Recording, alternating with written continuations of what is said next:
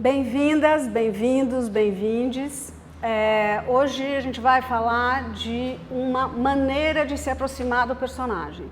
E é uma maneira que eu fui construindo ao longo do meu trabalho, seja como diretora, seja como preparadora de elenco.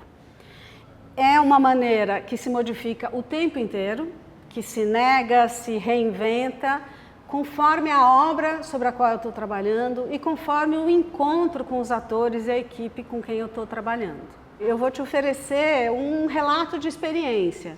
Sinta-se à vontade para usar, remexer, modificar como você achar interessante. E se você não é do ofício do teatro, nem do ofício do cinema, pode ser que essa conversa seja interessante para você escutar. Por quê? Porque quando a gente está falando das grandes obras do teatro e do cinema, ou da literatura, a gente está falando de natureza humana. Então, pode ser que você, ouvindo algumas coisas hoje aqui, faça você refletir sobre as suas próprias relações e seus próprios encontros aí na vida. Pode ser, não é uma promessa.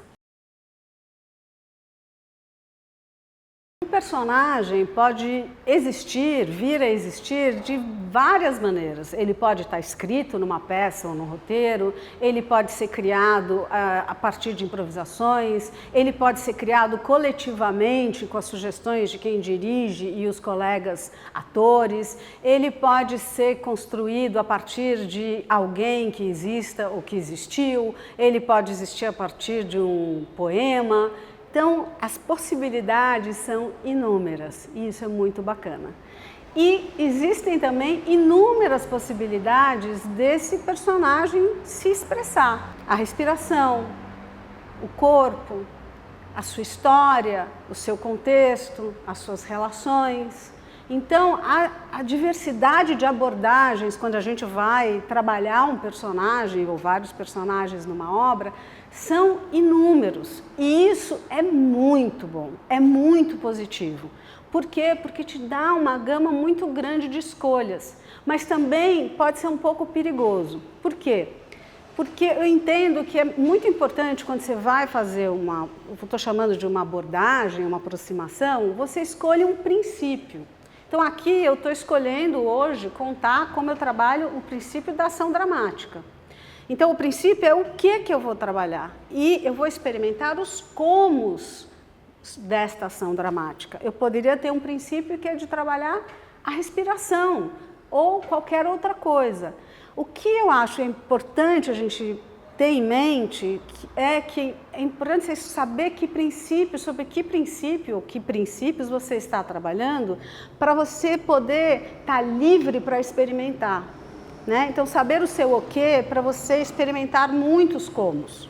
O que eu vejo que acontece às vezes é que as pessoas vão para muitos comos e aí elas se perdem. Vão aparecendo coisas muito interessantes, mas que não são nem percebidas, porque são tantos comos, eu não sei que princípio que eu estou trabalhando. Então é uma sugestão, eu acho que é uma coisa bem interessante. Você escolher um negócio, explora isso. Você pode mudar? Pode. Você pode escolher outro? Pode. Não tem problema. Mas saiba sobre qual princípio você está trabalhando. Uma outra coisa que vai influir bastante na aproximação que eu vou ter com o personagem é de onde ele vem, né? Se eu estou trabalhando uma peça naturalista, ou mesmo um filme que tem aspectos bastante naturalistas, pode ser que eu reflita nessa aproximação sobre aspectos psicológicos, por exemplo. Agora, se eu estou trabalhando um personagem que está no teatro ou que está na comédia dell'arte, não existe nada de psicologia para ser pensado ali. Então também é importante a gente entender onde essa obra se insere, o que ela está propondo, para eu poder entender que elementos que eu vou usar. Mas seja qual for o personagem, ele não existe sozinho. Um personagem existe a partir dos encontros que ele tem com os outros personagens. É mais ou menos como a gente na vida, né? Quem a gente encontra, quem a gente testemunha, isso vai moldar os personagens, e isso vai inclusive modificar os personagens, né? Então, esse encontro ele é muito importante. Às vezes tem atores que gostam de pensar o seu personagem o personagem em si apartado de tudo. E é o contrário, o personagem está num contexto e o personagem está em relação, sempre. Então, o que a peça ou o filme vai fazer? No seu roteiro, ele vai eleger as cenas que são exemplares para a gente contar o que está acontecendo naquela história e na relação com os personagens. Isso significa que num bom roteiro e num bom texto teatral, você não tem gordura, não tem nada decorativo. As cenas, elas têm função. E essas relações que os personagens têm são relações de várias naturezas, relações de poder, relações de afeto, né? Na diversidade que nós também na vida podemos ter. E o desejo, né? Os personagens desejam. O desejo, ele é diretamente ligado à vida. A gente acorda e a gente deseja sobreviver, deseja encontrar tal coisa. A gente sempre está desejando, isso é o que nos move e também aos personagens, né? E os desejos do personagem também podem se modificar ao longo de uma história, né? E eles podem, inclusive, descobrir desejos que eles não sabiam que eles tinham. Tudo isso pode acontecer. Existe um roteirista que ele faz uma distinção que é interessante, que ele diz o seguinte: existe aquilo que o personagem deseja e existe aquilo que ele necessita. Então, o exemplo que ele dá é: Maria deseja se casar, mas o que ela necessita? O que ela necessita? Ela necessita um provedor, ela necessita uma companhia. Então, é como se fosse um desejo mais profundo que nem sempre os personagens sabem. É uma maneira de ver. Se eu não entendo o que um personagem quer, eu não vou entender esse personagem. Eu preciso entender por quê? Porque é em função do que ele quer que ele vai agir, né? E também em função do que ele quer, que eu vou entender, e dessa ação que ele vai fazer na história, qual é a função dele na história, né? Mesmo um personagem que não quer nada, é um personagem que está agindo. Por exemplo, essa novela maravilhosa do Melville, o Bartleby, ele é um personagem que as pessoas falam para ele: por favor, faça isso, faça aquilo, e ele sempre responde: prefiro não fazer. Então, mesmo na recusa, ele está tendo uma ação, existe um desejo ali também, né? E muitas vezes os desejos têm obstáculos, que podem ser uma outra personagem, que pode ser um contexto, que pode ser uma situação, né? E isso cria forças diferentes e que se interagem ali ou se batem entre si durante uma história. Então, isso gera uns problemas. E quanto mais problema, mais interessante. Então, eu preciso entender o que está em jogo para os personagens o tempo inteiro. Isso é crucial para poder entender um personagem. Quanto mais essas forças entre os personagens são antagônicas, ou entre um personagem e uma situação que pode ser da natureza, né, uma tempestade, o que for, mais interessante é a história, porque a gente entra num espaço, a gente como espectador, junto com o personagem, num espaço de vulnerabilidade, que significa o quê? Eu não sei o que vai acontecer. O David Mamet, que é um dramaturgo americano, ele tem um livro onde ele diz que o público paga para ver e sentir vulnerabilidade. Seja o público do teatro, do cinema, ou o público que vai ver um campeonato de futebol. Ele diz por isso que o último jogo do campeonato é muito mais assistido do que o primeiro, porque ele está carregado de vulnerabilidade. Agora, por que isso acontece? Porque essa sensação de vulnerabilidade é exatamente aquela que a gente sente na vida. Eu estou aqui agora e eu não sei o que vai acontecer daqui a um minuto, né? Então, é uma ideia. Então, como é que eu conheço um personagem? Eu vou contar um jeito aqui, possível. Eu conheço um personagem pelo que ele fala dele, pelo que os outros personagens falam sobre ele e por como ele age. E eu diria que 90% do meu conhecimento sobre esse personagem está em como ele age, né? Quais são as ações. Essas ações são chamadas ações dramáticas, elas são frutos de um desejo, né? E é sempre uma ação em relação a alguém. Eu posso ter uma ação que é João se irrita, mas ele se irritou em relação a alguma coisa que aconteceu, né? Mas é sempre em relação a alguém, porque é isso que constrói o jogo. As ações também vão estabelecer atmosferas. Se um personagem ordena algo ou se um personagem sugere algo, isso vai criar atmosferas completamente diferentes na cena, né? Então, vamos olhar como é que isso acontece. Eu vou mostrar aqui, vamos imaginar que eu fui ver um filme e você me diz qual é a história do filme e eu te conto desse jeito.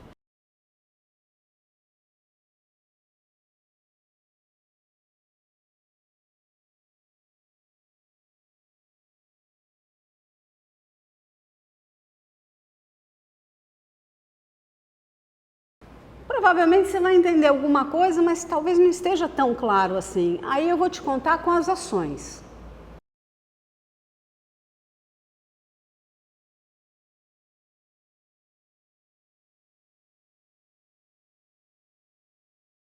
Isso que você está vendo é uma pequena escaleta. O que é uma escaleta? É uma escala de ações, ou seja, as ações que acontecem entre os personagens que vão construir um jogo que se modifica passo a passo. É o que acontece. No cinema, quando se vai fazer um roteiro, se constrói antes do roteiro, que como o nome do personagem, uma rubrica ou a fala, vai se construir uma escaleta. Nas cenas da novela também. Então vai se escaletar. Por que isso é tão importante? Às vezes um roteiro, antes de se escrever efetivamente o roteiro, se trabalha muitos meses sobre a escaleta. Porque isso é a planta de estrutura da casa. Tem que ter muita precisão, tem que estar muito bem construída, né? Então isso é um grande aliado para quem escreve, mas também pode ser um grande aliado para os atores e para quem dirige. Então, o que é uma escaleta? É o que acontece numa cena passo a passo, né? Eu vou mostrar aqui uma escaleta bem simplória, que não é baseada em nenhuma peça, nenhum roteiro, é uma coisa da minha cabeça, só para você entender o que é uma escaleta dentro da maneira como eu trabalho.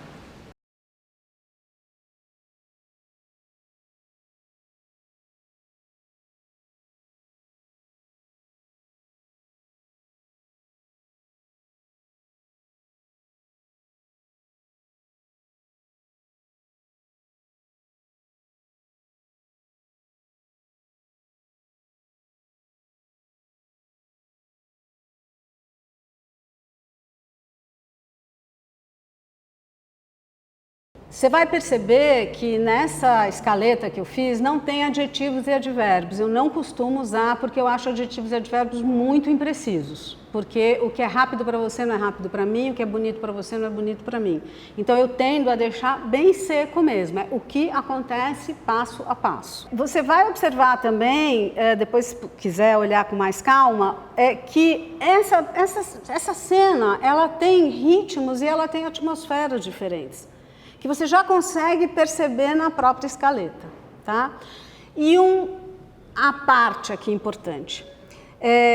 Para uma peça do Shakespeare, por exemplo, O Mercador de Veneza é uma peça que pode ser montada como uma peça em prol do nazismo e o contrário.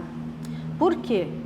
Porque o Shakespeare, os personagens dele são absolutamente redondos. O que é um círculo na geometria? É uma forma de infinitos lados, como nós, humanos, não personagens, né? Então o Shakespeare ele se aproxima tanto da nossa humanidade, da nossa maneira de ser, que tem inúmeras possibilidades de eu enxergar esse personagem, né? Então isso é que faz, é por isso que o Harold Bloom dizia, se chegasse um marciano na Terra, ele só precisaria ler as peças do Shakespeare e a Bíblia, o Velho e o Novo Testamento, para entender a raça humana. Então é por isso que você pode tirar escaletas diferentes da mesma peça. E isso vale para qualquer peça, porque depende do momento, do encontro, do que se quer ali, né? Então isso também é importante de se considerar. Quando a gente vai entender qual é a escaleta de uma peça, vai recriar, construir uma escaleta, é como se a gente estivesse fazendo a planta de estrutura de uma casa que não existe e que vai passar a existir. Então tem um aspecto um pouco de exploração, um pouco até arqueológico, no sentido não de respeitar nada, dogmas, mas de entender o que é aquela estrutura, né?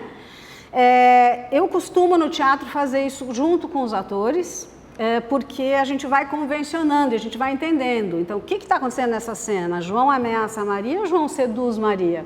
A gente toma opções em função do que a gente está vendo. Agora, antes de fazer isso, é muito importante você dividir esse roteiro, essa peça, em cenas. Às vezes até elas estão divididas em cena, mas eu tendo a trabalhar como movimentos, como numa sinfonia, né? Você vai ter uma sinfonia do Stravinsky, você vai ter vários movimentos. Então eu tento perceber esses movimentos e dividir desta forma. E aí no trabalho com os atores, a gente vai entendendo, ah não, essa cena na verdade ela termina antes, ou ela vai até aqui, né?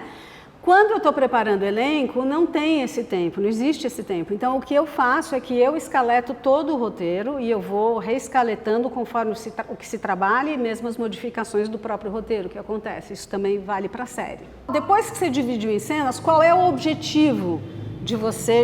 O que você quer chegar? Você quer chegar numa frase que diga o que acontece na cena. E nessa frase, todos os personagens que estão na cena têm que estar lá. Então, por exemplo, João sugere que Maria saia, Maria resiste, Pedro a aconselha a sair. Então, é o que acontece na cena. Então, eu tenho ali a frase e entendi o que acontece nessa cena. E também tem que estar os personagens que não falam. Por exemplo, se você for montar o Hamlet, o Horácio, muitas vezes, não fala nada, mas ele está agindo. E é muito importante entender o que ele está fazendo, né? Mas o que eu percebo é que quando a gente vai fazer isso, todos nós, a gente traz muitas fantasias sobre o que a gente está vendo. Fantasias, projeções, maneiras de ver, né? Ao invés de tentar limpar isso e olhar o que tem aqui, não, o que está aqui o texto está me dizendo, e não as minhas fantasias. Tem gente que até que já está fantasiando como vai fazer a cena, então isso não funciona, isso não ajuda, tá? Então, eu encontrando as ações, eu vou entender a estrutura dramática, sobre a qual eu posso fazer inúmeras experimentações, né? E essas ações vão me dizer sobre a relação, sobre o jogo, sobre as mudanças qualitativas na relação dos personagens. Mudança qualitativa não é que a qualidade da relação ficou melhor, é que a qualidade muda, tá? Durante. Se você for ver nessa pequena escaleta, você vai ver que a qualidade muda ali, né? Então isso também é importante. E é também o que vai me fazer entender sobre o ritmo daquela obra. Às vezes, existe uma cena que é um clímax ou é uma grande revelação e o ator e a atriz ficam, com razão, muito preocupados em como eu vou fazer isso. Eu sempre sugiro a gente olhar o que vem antes, que ações vêm antes. Muito mais interessante do que o que acontece é o que vai preparando, o que acontece antes. Inclusive, vai deixar mais livre para a gente descobrir o que acontece ali. E desestressa dessa, né, eu tenho que performar aqui. Não, vamos construindo aqui.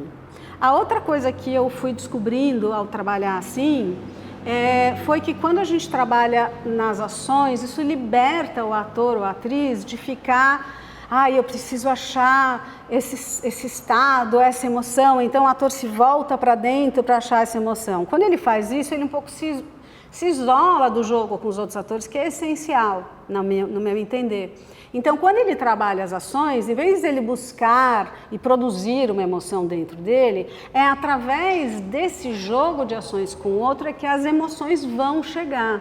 E vai fazer ele construir essas emoções chegarem por causa da escuta, porque se você joga, você escuta, né? E quanto melhor ator ou atriz, melhor profissional da escuta, ele sabe escutar muito bem os outros, né? Alguns exemplos que eu entendo que são, né, o Spencer Tracy, o Montgomery Clift, um ator novo, muito bom, que chama Franz Rogowski, a Fernanda Montenegro, eu poderia citar vários, ou seja, que eles reagem ao que eles ouvem, e aí o jogo começa a acontecer, né? Ah, mas eu não tenho um texto, como é que eu faço para trabalhar as ações? Você pode inventar uma escaleta, você pode criar uma escaleta e a partir disso construir um texto. Use como você achar que for mais legal. Tenho certeza que você vai achar novas possibilidades. Quero falar um pouquinho sobre essa relação entre escuta e ação. E para isso eu vou falar sobre os vilões, de um jeito bem tosco e bem simplório. A gente tem sempre muito mais interesse no vilão, né? Quem vai ser o Coringa, quem é o vilão desse novo 007, né? Do que nos mocinhos. E refletindo sobre isso, eu acho que tem alguns motivos.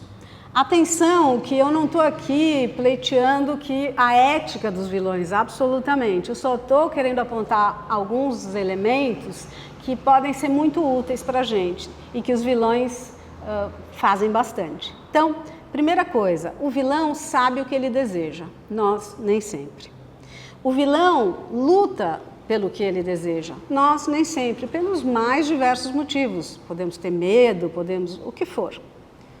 Terceiro, e importantíssimo, os vilões, ao contrário dos mocinhos, sabem que eles só vão conseguir aquilo que eles desejam com o outro, se relacionando com o outro. Eles não ficam sozinhos, né? O Batman fica lá na caverna, de vez em quando vem lá um mordomo entregar um suquinho, sei lá o que ele toma, né? Ele trabalha sozinho. O vilão sabe que ele não é nada sozinho, que ele precisa do outro.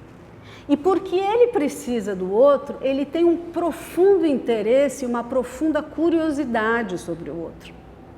Isso faz com que o vilão tenha uma escuta imensa.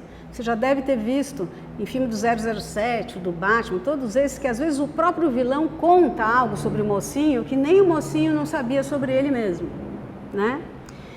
E a terceira coisa é que, porque ele tem essa escuta tão ampla, ele também tem uma capacidade de agir de maneiras muito variadas e muito interessantes. Então, a gente mesmo, às vezes, quer falar, nossa, como ele vai fazer, né?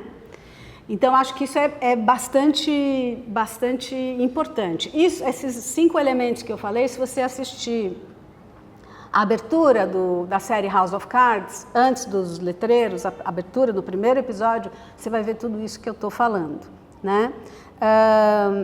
Então, por exemplo, se eu penso no Iago, personagem do Otelo, um sujeito que não é promovido pelo Otelo. Então, qual é o desejo do Iago? Ele quer destruir o Otelo. Ele não sabe como. Ele não sabe que ações ele vai fazer. No entanto, a partir do momento que ele vai escutando e entendendo o Otelo, ele vai fazendo as ações, né? Outro personagem que é muito interessante é a gente pensar no Ricardo III do Shakespeare. Aliás, o House of Cards foi muito inspirada pelo Ricardo III. O Ricardo III, na vida real, historicamente, era um rei, déspota, terrível e um homem bonito. O Shakespeare constrói um Ricardo III que é um cara corcunda. E é um cara que no começo da peça, ele diz para ele mesmo, para o público, não importa, ele diz, estamos na pausa de uma guerra civil. E eu, que quando ando pela rua, os cães se assustam com a minha sombra, por causa da forma que ele tem, eu não nasci para as artes do amor, eu quero ser rei. E aí a gente ouve isso e fala, nossa, mas já tem o rei, que é o irmão dele, que tem descendentes, como é que ele vai fazer? A gente quer ver que ações ele vai fazer. E aí tem uma cena especificamente que eu sugiro que, bom, leia toda a peça, mas tem essa cena que é a seguinte, o Ricardo III manda matar um sujeito. E está acontecendo o cortejo desse sujeito e a mulher desse sujeito, que se chama Lady Anne, está acompanhando o cortejo. Essa mulher sabe que foi o Ricardo III que mandou matar. O Ricardo III interrompe o cortejo e chaveca, paquera a Lady Anne. E ele ganha a Lady Anne. Essa cena é uma cena muito famosa. É muito interessante olhar assim, que ações ele faz, que faz ele conseguir conquistar essa mulher. né? Então, é sempre muito interessante observar isso nos vilões e entender também você como ator, atriz, diretor, quanto maior a tua capacidade de escuta, maior a tua capacidade de descobrir ações possíveis, né? Bom, agora eu vou explicar para vocês um exercício que eu inventei há muitos anos atrás, que se chama escaleta em pé. Eu dei esse nome para esse exercício, que é um dos comos, um dos jeitos de trabalhar com as ações, né? Vou mostrar aqui, faça do jeito, adapte, faça se fizer sentido para você. Uma vez que a escaleta da peça toda ou do roteiro está feita, e são essas frases, cena 1, João ameaça a Maria, tal, e assim por diante. Por isso que também não é legal ter adjetivos adversos, porque eles são gordura. Então os atores vão ficar de pé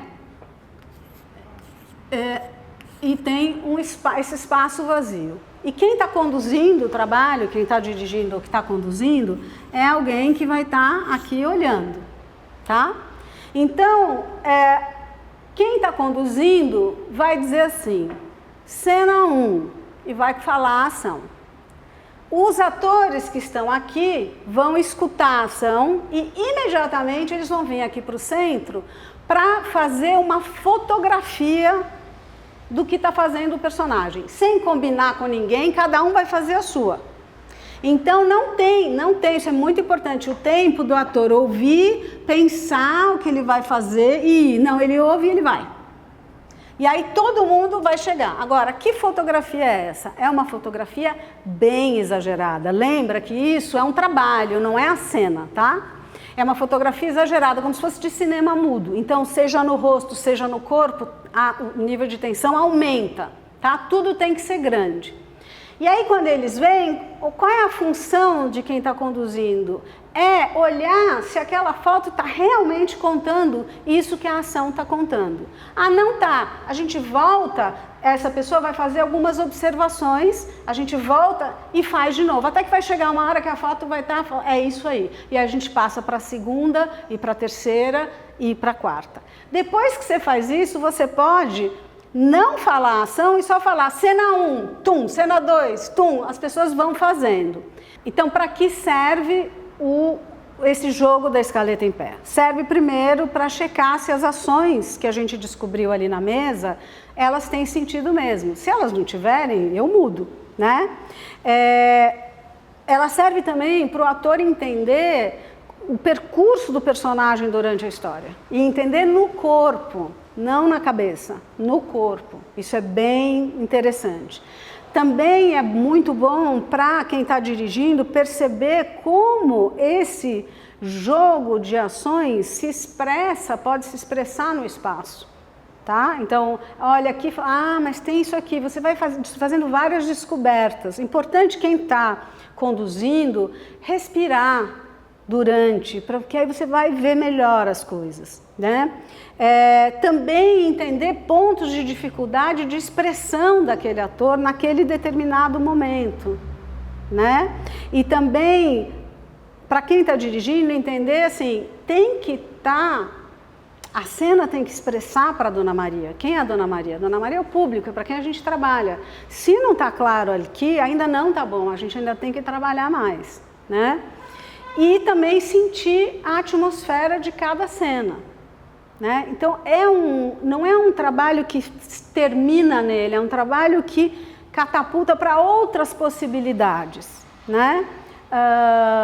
Então, também dá para brincar de várias maneiras com isso. Muito importante, respirar.